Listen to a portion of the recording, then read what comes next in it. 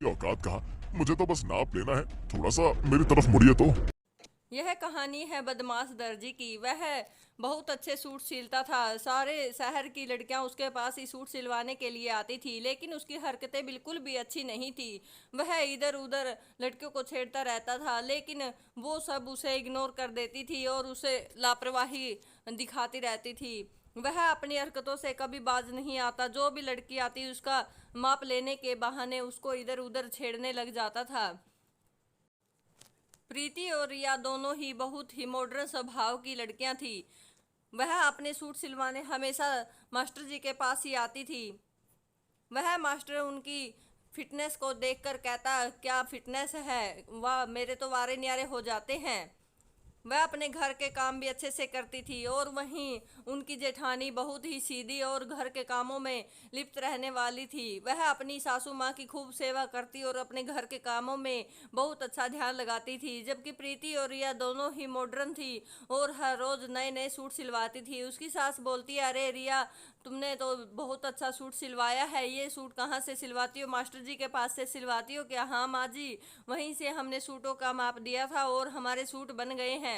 वह हर रोज ऐसे ही दूसरे तीसरे दिन नेप देने के लिए पहुंच जाती थी और सूट सिलवाने लग जाती थी। वह दोनों बहुत फैशन में रहती, लेकिन पार्वती बहुत ही सिंपल और सोबर रहती थी। वह अपने घर के कामों में ही ज़्यादातर व्यस्त रहती थी और लंबा सा घूंघट तान के रखती और साड़ी पहन के रखती। वह खाना बनाती और घर का काम करती। उसकी सास उसे बोलती है, अरे बहू तू भी थोड़ा मॉडर्न हो जा, देख तेरी देवरानियों को कितना मॉडर्न बन के रहती हैं, कभी सूट सलवार सिलाती हैं तो कभी कुछ, और तू साड़ी में और इतना बड़ा पल्लू। वह कहती नहीं माँ जी मैं ऐसे ही ठीक हूँ। उसकी सास बोलती है, नहीं ऐसे क्यों ठीक हो।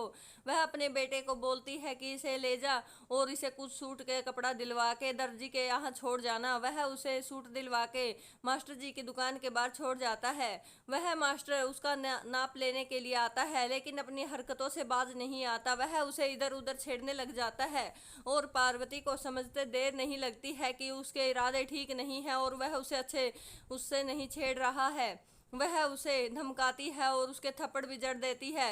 वह मास्टर कहता है, मैं तुमसे नहीं डरता। वह कहती है, मुझे आपसे सूट नहीं सिलवाने हैं। वह अपने घर चली जाती है और अपनी सास को जाकर सारी बात बताती है कि वह मास्टर उसे कैसे कैसे छू रहा था।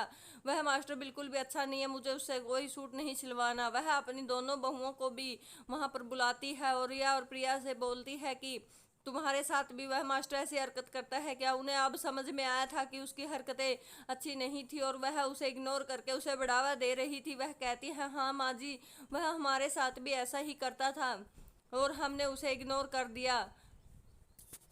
तभी उसकी सास कहती है कि अब इस दर्जी को तो मैं सबक सिखाऊंगी। वह सब पुलिस स्टेशन चले फिर लेडी इंस्पेक्टर उसके पास अपना माप देने के लिए आती है और वह अपनी हरकतों से बाज कहाँ आने वाला था। वह उसका नाप लेने के लिए आता है और कहता है, क्या पतली कमर है, इसका नाप लेने में तो बड़ा मजा आएगा।